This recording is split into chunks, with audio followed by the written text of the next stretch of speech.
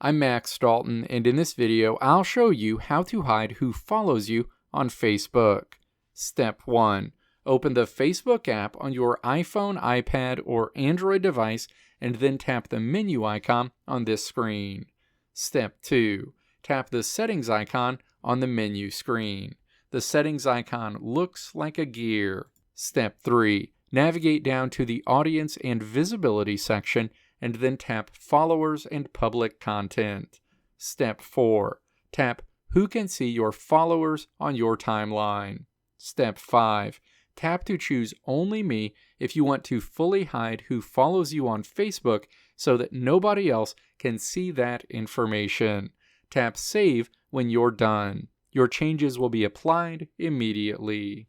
Let me know if this video helped you out in the comments below. If you liked what you saw here, click the video links on the right side of the screen to check out another video. Or click the logo on the left side of the screen to check out my tutorial website at www.maxdalton.how.